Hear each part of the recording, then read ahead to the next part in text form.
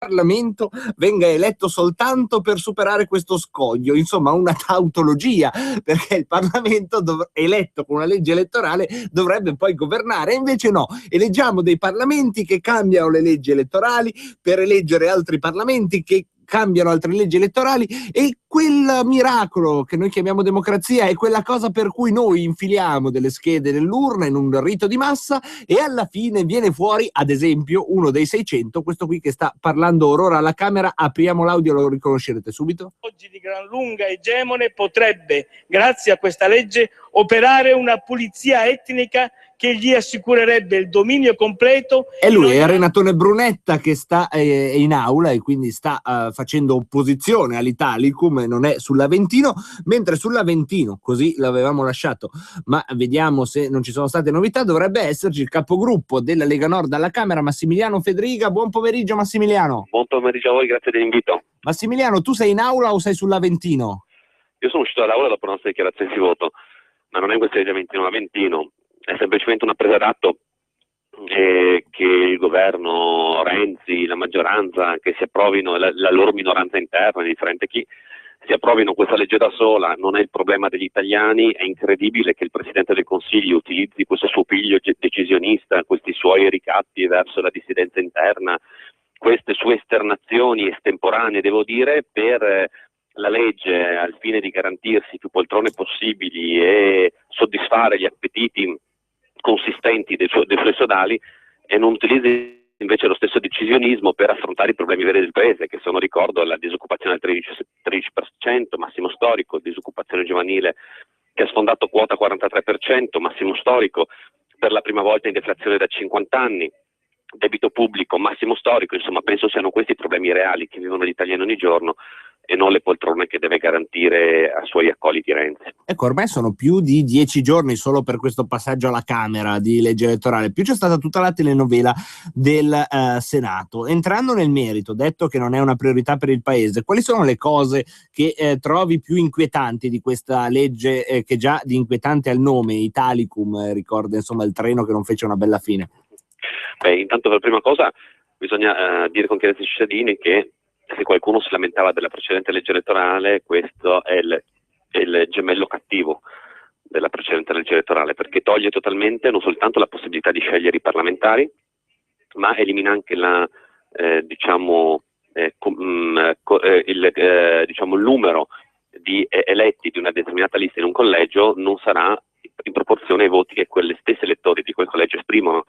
Adesso non voglio entrare nei tecnicismi, ma nella sostanza la legge elettorale, facendo una ripartizione nazionale, ma i collegi non essendo ovviamente il collegio nazionale, succederà che in alcuni collegi chi prenderà pochi voti avrà l'eletto, magari chi ne prende di più non avrà eletti o comunque ne avrà di meno rispetto all'altra forza politica che ha preso meno voti. Insomma, è proprio una legge elettorale basata semplicemente per garantire con pochi voti tanti parlamentari al Partito Democratico. La cosa che però Renzi non tiene in considerazione che la gente è più intelligente di quanto lui creda. Lui pensa che facendosi una legge elettorale su misura avrà sempre il potere, perché questo è il suo scopo, non risolvere i problemi dei cittadini, ma gestire il potere e gli interessi di qualche suo amico che magari gli finanzia il partito in qualche cena, però non tiene in considerazione la volontà della gente. Dopo, con qualsiasi legge elettorale uno si possa cucire su misura, la gente è sempre quella che sceglie alla fine chi governa il paese, quindi il consenso arriva dalle capacità di governo e le capacità che delle persone politiche hanno di affrontare e risolvere i problemi del paese. Lui sta dimostrando che non è in grado di farlo, o ancor peggio che non vuole farlo, e quindi non credo che andrà tutto liscio come lui spera e crede. Anzi, è una legge elettorale che insomma lo mette sicuramente a repentaglio, forse lui non lo vede proprio per questa sua ego ipertrofico che lo fa immaginare amatissimo da tutti, ma in realtà è una legge che lo mette seriamente in pericolo quanto a vittoria finale, perché il doppio turno è certamente il modo di andare a votare che più può riservare sorprese. L'ultima domanda, Massimiliano Fedriga, la faccio non al politico, ma ti chiedo quasi di essere il nostro inviato nei corridoi di Montecitorio. È abbastanza usuale che in Italia dopo la legge elettorale poi dopo poco si vada a votare. C'è aria di elezioni a Montecitorio, nei corridoi, nel sentito dire, nelle cose, nelle notizie che filtrano tra le camarille varie dei vari partiti? Beh, Renzi ovviamente cerca di rassicurare i suoi pasdaranti dicendo: non preoccupatevi, non andiamo al voto per la paura di doverci confrontare ancora con la gente, di nuovo con la gente, cosa che ormai non avviene da diversi anni. Nella sostanza però lui proverà in tutti i modi, dal mio punto di vista, a cercare di andare al voto, perché più tempo passa, più vengono a galla i bluff di questo governo. La gente si sta rendendo conto che forse le promesse mirabolanti di dare una risposta ai problemi del paese non ci sono, che i disegni di legge o decreti legge mirabolanti che dovevano risollevare le sorti del paese non esistono o sono presi in giro, e quindi sotto il fumo si scopre l'arrosto che non c'è, e quindi ovviamente lui cercherà di ottimizzare e cercherà di andare al voto il prima possibile, cosa che oltretutto ci auguriamo, ovviamente non con le finalità di Renzi, ma anzi per liberare il paese da Renzi e dai danni che sta facendo ai nostri cittadini.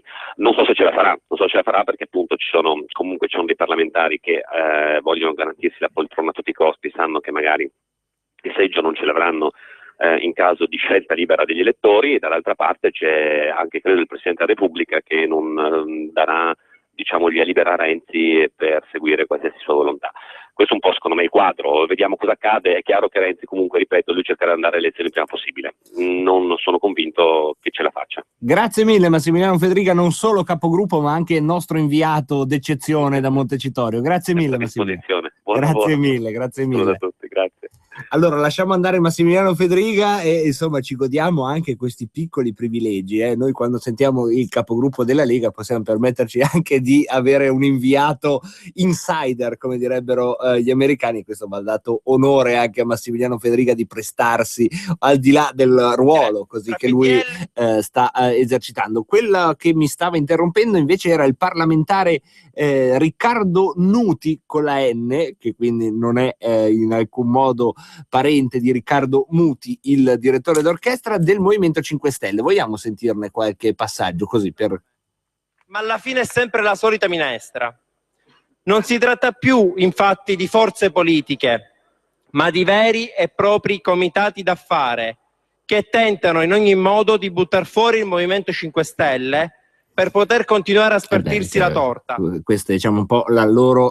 ma il 5 Stelle è così, è tutto contro il 5 Stelle, tutto il mondo ruota intorno al Movimento 5 Stelle, che fanno una legge elettorale contro il Movimento 5 Stelle e quant'altro. In realtà questa legge elettorale ha, secondo me, poi di buono il fatto del doppio turno, che secondo me non è una cosa negativa, il fatto che alla fine si possono davvero esserci delle sorprese anche per delle forze politiche che hanno dei programmi radicali, che quindi al primo turno possono prendere un risultato, che ne so, del 15-16% e al famoso ballottaggio addirittura riuscire a vincere. Questo per dei punti di vista radicali è una grande opportunità. Quello che invece è certamente più inquietante è sia il fatto che la metà del Parlamento rimane cooptata, ma non più cooptata dalle segreterie in modo così lapalissiano come avveniva col Porcellum, dove nel bene e nel male i segretari di partito si prendevano la responsabilità di una lista che andava da 1 a tot e l'elenco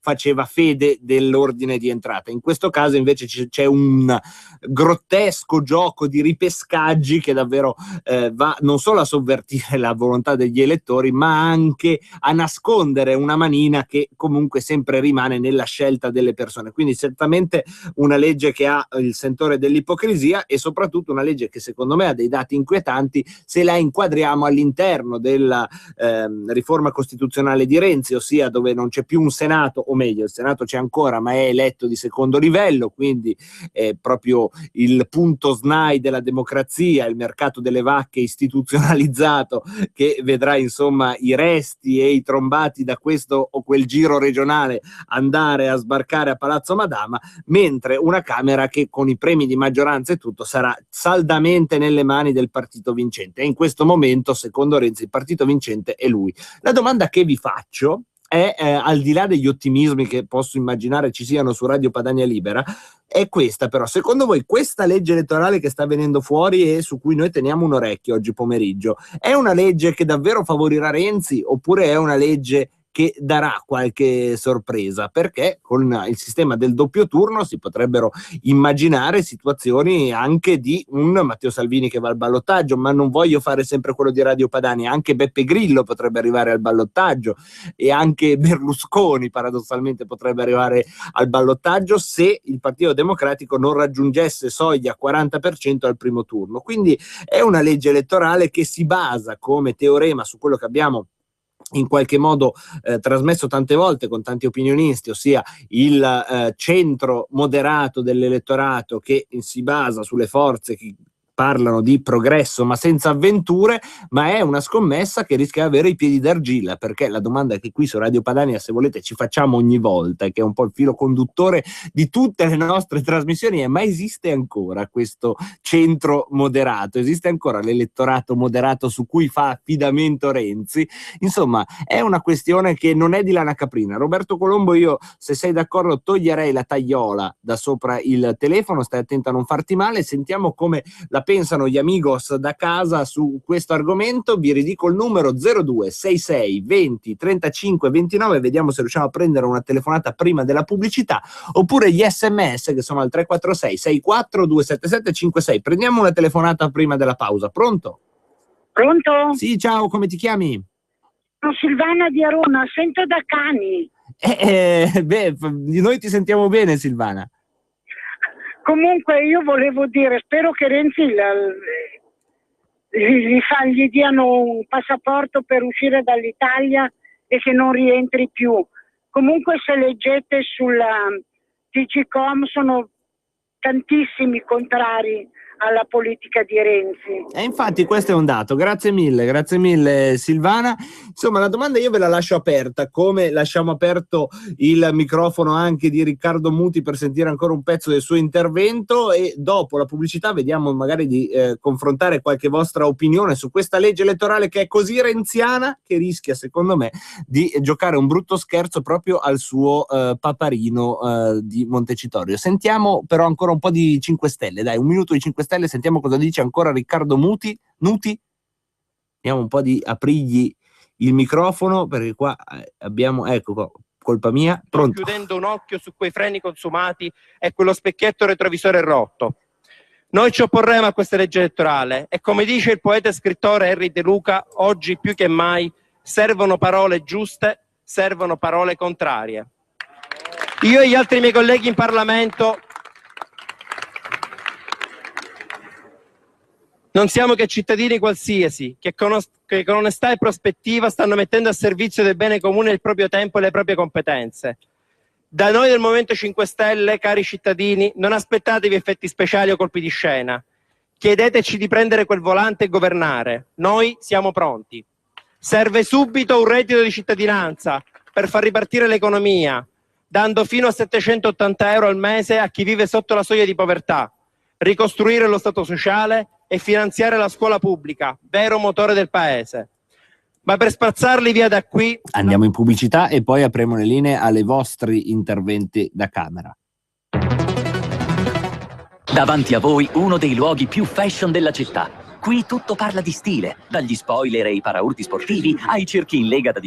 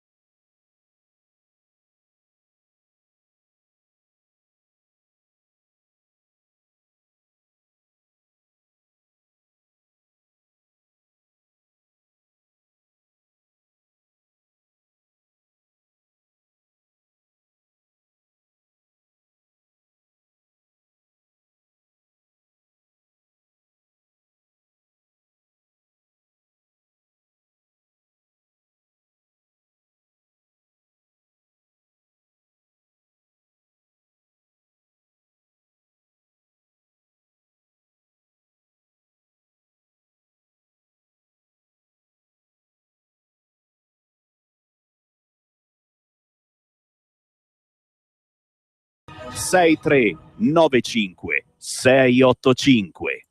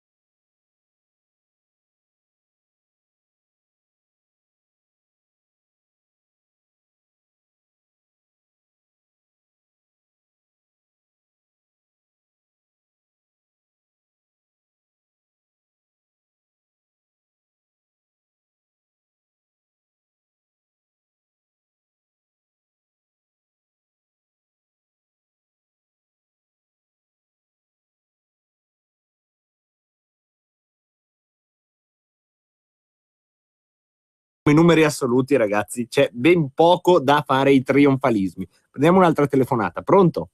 Pronto? Sì, ciao, come ti chiami? Ciao Marco, sono Simone dalla provincia di Como. Ciao ciao Simone. Volevo farti una domanda. Dal 5 maggio ci saranno, se si avrà la possibilità di firmare per la regolarizzazione della prostituzione, giusto? Sì, sì, esatto. Volevo sapere quante firme dovevamo raccogliere e quanti giorni di tempo avevamo per raccogliere queste firme, se sono rimasti 500.000 come il precedente quesito o l'hanno aumentate. Allora, ciao, grazie Simone. Fai un po' uno spoiler, un'anticipazione di quella che sarà una campagna che da domani inizierà a prendere forma. Comunque sì, allora le firme saranno ancora 500.000 per abrogare la legge Merlin. La cosa importante è che tutti coloro che già hanno firmato dovranno tornare a firmare, perché si riparte da zero. Si è scelto il referendum sulla legge Merlin perché dopo quello che è successo al referendum sulla legge Fornero, che è diventato, secondo un'interpretazione abbastanza sospetta della Corte Costituzionale, materia di bilancio, quando in realtà è una riforma delle pensioni e di bilancio c'entra ben poco, hanno scelto la legge Merlin al comitato referendario, perché lì non potete dirmi che è una questione di bilancio. La campagna che Radio Padania sostiene e a cui darà voce da domani, appunto, sulla legge Merlin. 500.000 firme, ci sono come sempre 3 mesi per andare a firmare. Ci saranno ovviamente delle differenze organizzative che vi racconteremo, perché è chiaro ci saranno tanti gazebo nelle città e sarà sempre utile andare a firmare al gazebo, ma magari, visto che questi 3 mesi sono i 3 mesi che vanno nell'estate e quindi c'è una capacità organizzativa ridotta anche da parte delle strutture territoriali della Lega, può essere consigliabile andare a firmare questi quesiti direttamente nei vostri comuni, anche perché è un modo, insomma, magari per attirare più persone, dal momento che uno dei obiettivi che anche nella scorsa campagna referendaria ci eravamo dati in primis come Radio Padania Libera era quello di cercare di allargare queste battaglie anche al di là di quelli che possono essere gli esponenti o i simpatizzanti del leghismo più ortodosso. Quindi andare a firmare in comune è certamente una idea positiva se lo ritenete utile, altrimenti il gazebo della Lega è a disposizione sia per i leghisti sia per i non leghisti. È sempre una bella esperienza avvicinarsi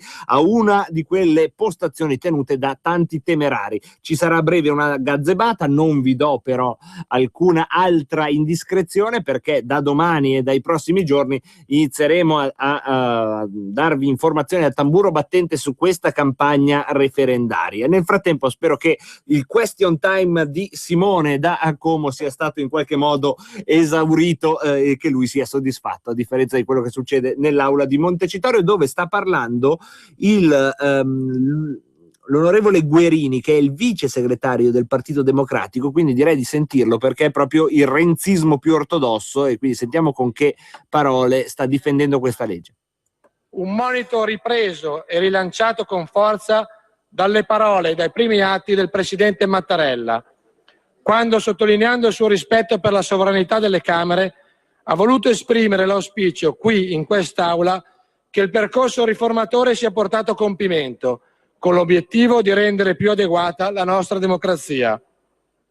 Votando questa riforma, noi oggi rispondiamo efficacemente a questi moniti, rafforzando le fondamenta di una Repubblica pienamente parlamentare e rappresentativa e finalmente capace di decidere. Perché la crisi e lo stallo delle riforme hanno indebolito drammaticamente i cardini della rappresentanza, e per questo dobbiamo infondere nuova fiducia nello Stato e nelle sue articolazioni democratiche, rinsaldando quel patto che lega i cittadini alle proprie istituzioni rappresentative. Va bene, vi risparmio la continuazione, perché se il tenore è di questa friggitoria di parole, direi che è più interessante sentire come la pensate voi. Io mi aspettavo dall'interprete autentico del renzismo qualche argomentazione concreta, che pure ci può essere a sostegno di questa legge elettorale, visto quello che ci diceva anche prima l'ascoltatore: ormai non è più una democrazia.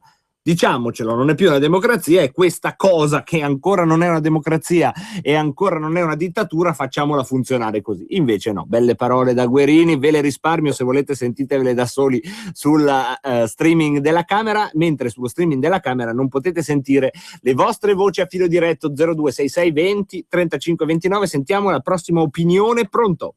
Pronto? Ciao, allora, come ti chiami? Non lo voglio più sentire, sono Arturo. Ciao Arturo. Non lo voglio più sentire quello lì, perché qui non stanno votando l'Italicum, stanno votando il Renzium, che è un'altra cosa. Ecco, e secondo te il Renzium... Renzium, proprio così, ciao. Il Renzium, no Arturo, non scappare. Dimmi. Dicevo, il Renzium, secondo te non sarà anche la zappa sui piedi di Renzi? Non c'è questo rischio, secondo te? Io so che se va avanti le cose così, dove non batte il sole lo pigliamo solo noi. Dici? Ho proprio paura di sì, guarda. Va bene, grazie mille Arturo, io non voglio infondere ottimismo posticcio e pacchiano, volevo solo confrontarmi sul fatto che secondo me una legge elettorale a doppio turno e che quindi in ogni caso non va a favorire tanto le coalizioni, ma va a favorire molto i leader, la capacità di apparire in video e di comunicare, e soprattutto con il doppio turno va a favorire anche punti di vista radicali, perché possono benissimo arrivare al ballottaggio, come succede abbastanza frequentemente nelle elezioni francesi. Potrebbe essere un'arma a doppio taglio per Renzi, e l'aveva detto anche qualche ascoltatore prima. Voglio sapere proprio questo da voi, se questo Renzium, per usare la definizione di Arturo, non diventerà, diciamo, il cappotto di ghisa per il nostro amatissimo premier Renzi. Pronto? Pronto? Sì, salve, come si chiama?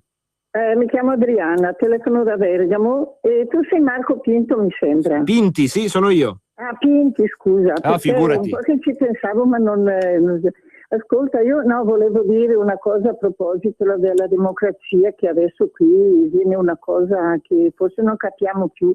Ascolta, mai in Italia c'è stata la democrazia da quando ci sono i comunisti? Mai. È impossibile che il comunismo ci sia democrazia. Punto.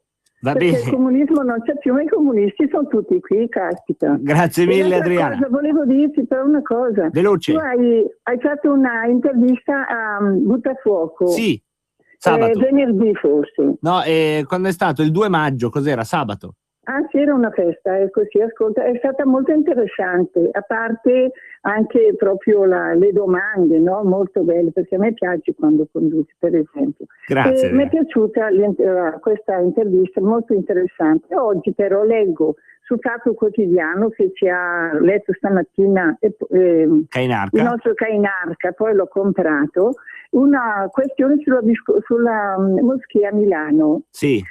Cioè, io ho capito una cosa, Marco, che lui la moschea la vuole come pare piace, perché come si vuole, perché ha il diritto, eccetera, eccetera. Però in tutto il racconto che ha fatto è abbastanza così, per aria, no? Immaginario. Potrebbe dire anche a noi, in parole più povere, che cosa pensa di questa cosa. Va bene, Adriana, la prossima volta che lo sentiamo gli facciamo questa domanda. Grazie mille. Grazie mille, Adriana. Adesso io volevo mandarvi un pezzo perché che torna un po' all'origine di questa trasmissione, quando parlavamo degli scontri di Milano, perché tra le varie dissociazioni mentali ci sono state anche delle dissociazioni di VIP, da Fedez a J-Ax, che il giorno prima, quando in strada c'erano gli studenti che hanno fatto solo qualche graffito, si sono schierati a favore del corteo e di quello che facevano gli studenti. Il giorno dopo, appena hanno visto due macchine incendiate, forse identificandosi, chi può dirlo, hanno incominciato a prendere le distanze. Il pezzo che vi mando invece è proprio di J-Ax ai bei tempi degli Articolo 31, si intitola Il Fanchitarro. E io penso che si adatti bene tanto a quello che è successo a Milano il 1° maggio quanto allo stile di governo di Matteo Renzi, che secondo me, se proprio dobbiamo trovare una definizione, è molto, ma molto, ma molto tamarro.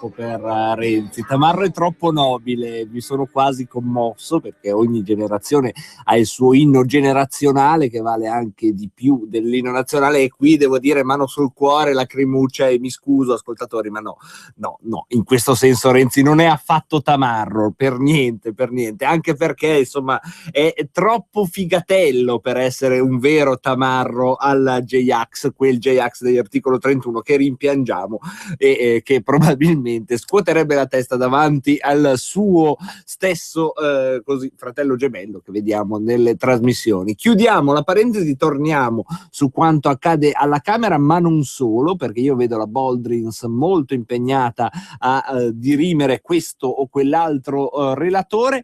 Rimangono aperte le linee invece qui a Radio Padania per sapere come la pensate voi. Questa legge elettorale a doppio turno che Renzi si è cucito addosso perché spera, anzi è convinto e sicuro che la maggioranza degli italiani, che sono dei moderati conservatori e che secondo lui si identificano nelle sue politiche di annunci e di belle speranze molto più che nelle retoriche di destra e sinistra, con invece delle idee più radicali. Ebbene, lui spera che con questa legge elettorale si garantirà la vittoria per molti e molti passaggi elettorali. È una scommessa che secondo voi vincerà, oppure questo elettorato moderato su cui lui fa affidamento è ormai una chimera, un qualcosa che ha sempre meno a che fare con la realtà? 0266 20 35 29 per sentire le vostre opinioni su quella che è anche diventata la nostra democrazia, perché ricordo l'intervento che ha fatto l'ascoltatore prima, che con la gelida realtà dei numeri ci ha ricordato che con questa legge elettorale rischia comunque di andare al governo chi prende anche solo un 20-30% dei voti, che con le percentuali di astensione che sono previste, e stando nell'ottimismo sono intorno al 50%, vuol dire che rischia di governare chi prende il 15, il 10% dei voti reali delle persone che hanno diritto ad andare a votare. Insomma, tutto questo secondo voi è una scommessa che Renzi vince? E se la vince, su cosa si basa? Sulla sfiducia del cambiamento o invece su un reale consenso che magari noi qui non riusciamo a captare essendo Radio Padania Libera, ma voi potete pur sempre darcene testimonianza facendo degli apprezzamenti favorevoli al Premier, oppure raccontandoci che nelle vostre vite, nei vostri contesti lavorativi ci sono tante persone che insomma a Renzi gli piace parecchio. Sentiamo il prossimo ascoltatore. Pronto? Pronto? Prontissimo. Ciao, come ti chiami? Valentino da Como. Ciao Valentino. Ma se il Porcellum era, come si dice, incostituzionale, questo non è incostituzionale? E guarda Valentino, ci sono diciamo due scuole di pensiero a riguardo, non c'è una verità assoluta come sempre quando si parla di costituzionalità. Certamente ci sono dei dati che non si possono eludere. Il Porcellum aveva diciamo il rilievo di incostituzionalità perché dava una rappresentanza sproporzionata tra i voti effettivi e la rappresentanza per l'appunto parlamentare. Figuriamoci questo, ecco, a buon senso posso dire di sì, però sapete bene che quando si parla di diritto costituzionale, quando si parla in generale di diritto, il buon senso diciamo lascia il tempo che trova. Comunque grazie a Valentino, e vedremo soprattutto se Mattarella, il Presidente del Consiglio e il Presidente della Repubblica Mattarella, troverà questi rilievi di incostituzionalità e firmerà o non firmerà questa legge. Questo lo vedremo. Nel frattempo andiamo avanti con le vostre telefonate. Pronto? Sì, ciao. Ciao, come ti chiami? Mi chiamo Gianna. Ciao Gianna. Ascolta, Mattarella firmerà tranquillo, non c'è problemi. Sì, anche secondo me. Ma tu come la vedi questa legge? Io la vedo male. La vedi male? Sì, ti spiego anche perché.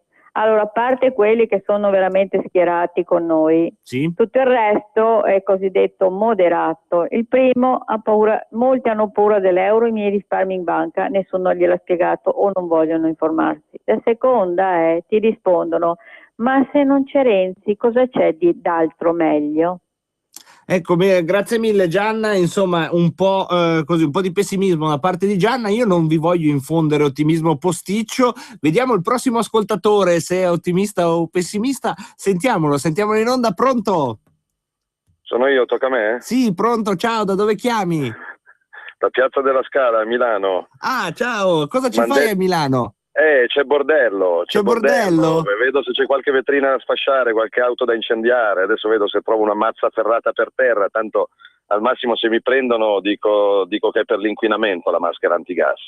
Mi raccomando, non prendere bulloni da terra, manifestante. Vabbè. Buon pomeriggio da Matteo Salvini. Intanto l'ultima buona notizia a proposito di ottimismo, Marco Pinte, che il Viminale, il Ministero dell'Interno a guida del geniale Angelino Alfano, sta mandando a tutte le 100 province italiane una comunicazione urgente perché ciascuno deve accogliere altri 100 profughi nelle prossime ore, perché siccome Renzi a Bruxelles ha ottenuto tantissimo dall'Europa, nelle ultime ore sono sbarcate più di 8.000 persone e quindi chi se li accolla, altre 100 per ogni provincia, quindi vediamo chi offre di più, quanto offre Varese, quanto offre Vicenza, quanto chiedono Brescia o Bologna, vediamo qual è la cooperativa che porta a casa più soldi, perché qua c'è qualcuno che si sta fregando le mani. Fai tu il calcolo, 8.000 persone per 35 euro al giorno, quanto viene al giorno? Io non ero forte in matematica, ma viene tanto. Viene tanto, sì. A spese degli italiani. Ovviamente, siccome è una notizia degli ultimi minuti, lancio un appello in diretta a sindaci, assessori, consiglieri e ovviamente governatori della Lega, anche se il governo Renzi Alfano tramite le prefetture cerca di passare sopra le teste dei sindaci, però faremo di tutto democraticamente, ma insomma in maniera anche un po' incazzata ormai, per evitare questa ennesima presa in giro, questo ennesimo sperpero di denaro pubblico alla faccia di Alfano e di Renzi e alla faccia degli ascoltatori che sono sintonizzati in questo momento e che stanno smadonnando perché sono in difficoltà. Ecco Matteo, approfittiamo dei 2 minuti che abbiamo prima della pausa pubblicitaria per ricordare che tu sei in Piazza della Scala, ma non così per una gita di piacere, perché c'è una manifestazione importante che stiamo organizzando. Siamo qua per ringraziare i milanesi che fin dal primo minuto, dopo lo scempio della nostra e della loro città, hanno rialzato la testa, hanno pulito, hanno contato i danni, hanno raccolto i cocci, però per ricordare che qualcuno ha una responsabilità di queste schifezze. Milano è ancora piena. Per i non milanesi lo dico, girare la circonvallazione non c'è un muro senza una scritta, sbirri di merda, leghisti sbastardi, no TAV, no Expo, no qui, no su, no giù, e quindi qualcuno ha coccolato sti bravi ragazzi dei centri sociali per anni, qualcuno gli ha pagato le sedi, qualcuno addirittura la settimana scorsa voleva regolarizzare definitivamente il Leoncavallo, qualcuno non li sgombera, qualcuno li porta in consiglio comunale, qualcuno ne chiede i voti.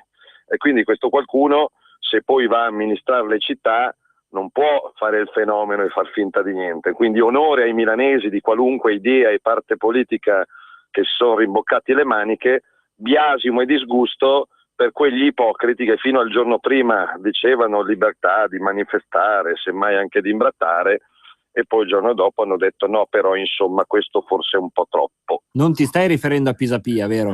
Ho fatto nomi, ho fatto cognomi, no. Ognuno è libero di interpretarla come vuole. Sicuramente il sindaco di Milano, per ripristinare legalità a livello dei centri sociali che abusivamente occupano, fanno, forcano e disfano, non ha fatto un accidente. E questa è una responsabilità precisa. Se voi siete d'accordo, in questo momento sta per iniziare una manifestazione in Piazza della Scala. Se non potete raggiungerla, tra poco c'è un brevissimo stacco pubblicitario e poi siamo ancora in diretta con Matteo Salvini, che lo teniamo in onda con noi. A tra poco Matteo, a tra poco a voi. Vi ricordo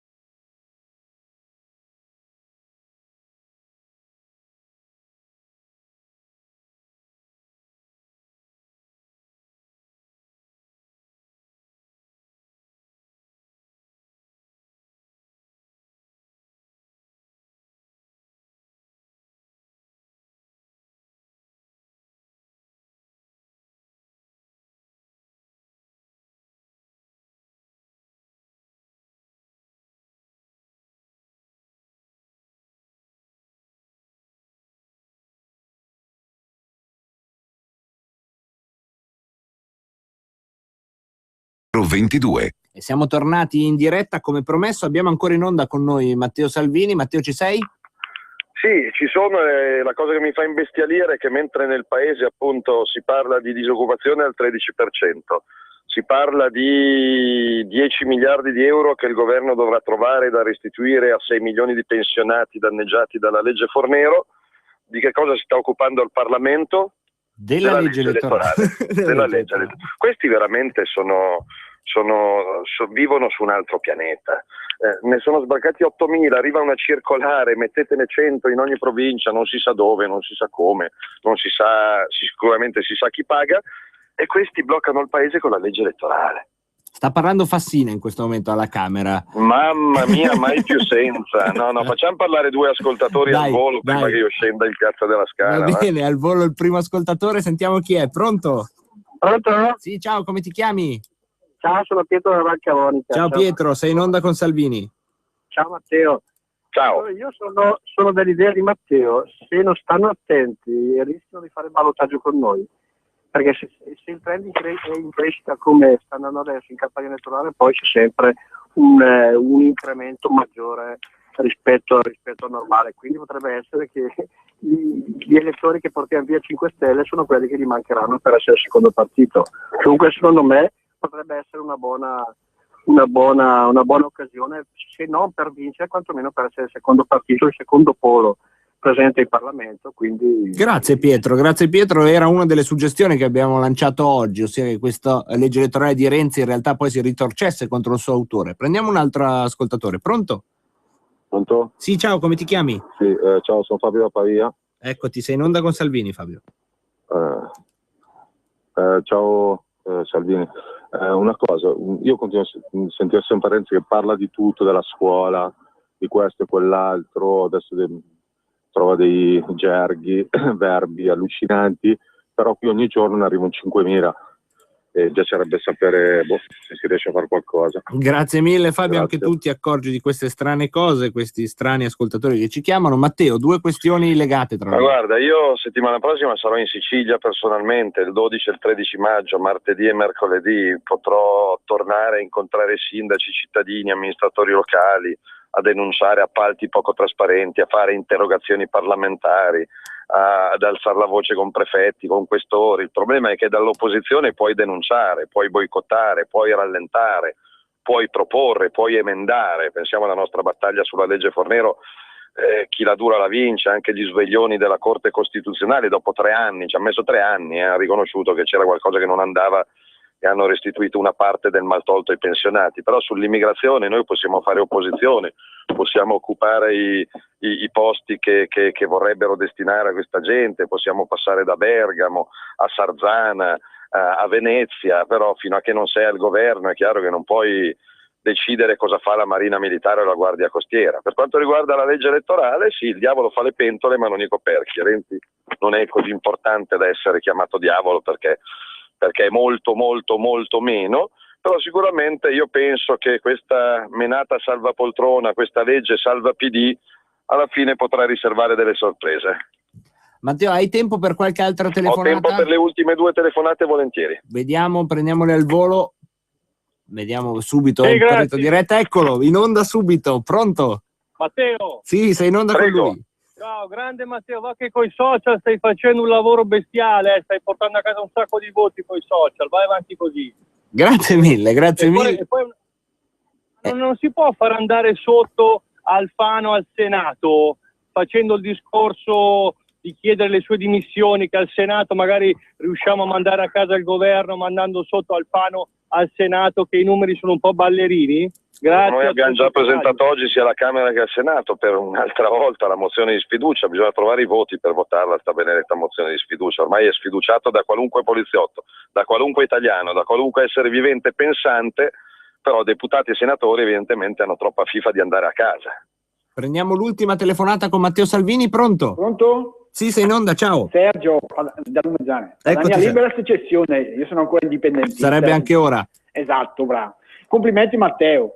Voglio chiederti una cosa importante, spero che non ti italianizzi, perché ne ho piene le scatole quelli che si italianizzano. Io sono essendo un indipendentista, tengo per la mia terra, per la Lombardia, per il mio paese, ma dall'altra parte non è che me ne frega sinceramente, perché ci fregano sempre i soldi, e anche se tu vai con quelli di come si chiama, Fratelli d'Italia, io non li posso, non è che li vedo molto bene, perché sono all'opposto dei nostri, perché loro sono quelli che vogliono ancora l'assistenzialismo, tutto quello che è. Spero che tu resista. Grazie mille Sergio, chiarissimo direi la tua critica. Ragazzi, anch'io sono autonomista, federalista e sostenitore del diritto all'indipendenza e all'autodeterminazione dei popoli, ma perché questo lo decide la natura, lo decide la storia, non lo decidono Sergio o Matteo Salvini. È un diritto naturale per i popoli scegliere come e da chi farsi governare. In questo momento ci sono emergenze nazionali italiane,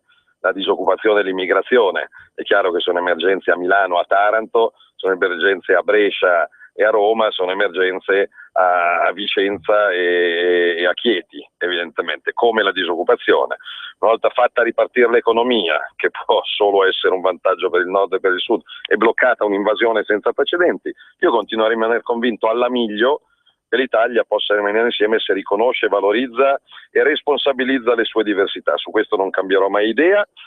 Io vi ringrazio e vi saluto, serata milanese, domani altra mattinata milanese, perché da domani si potrà firmare in tutti gli 8.000 comuni italiani per cancellare la legge Merlin, togliere dalle strade e tassare la prostituzione, però questo è un capitolo che affronteremo domani, poi domani pomeriggio sarò in Tirolo, dopodomani sarò in Trentino e fra 3 giorni sarò in Veneto. Non ci annoiamo, non ci annoieremo, grazie a Radio Padania Libera che è una voce piccola, rognosa, fantasiosa ma controcorrente, e adesso vado a raccontare al signor Pisapia perché io sono orgoglioso dei miei milanesi, ma non sono orgoglioso di un sindaco che fortunatamente fra poco più di un anno non sarà più sindaco. Grazie mille Matteo Salvini, io vi saluto e do la linea al giornale radio e dopo ancora un po' di Rebelot fino alle 18:30. Non andate via per nessuna ragione al mondo.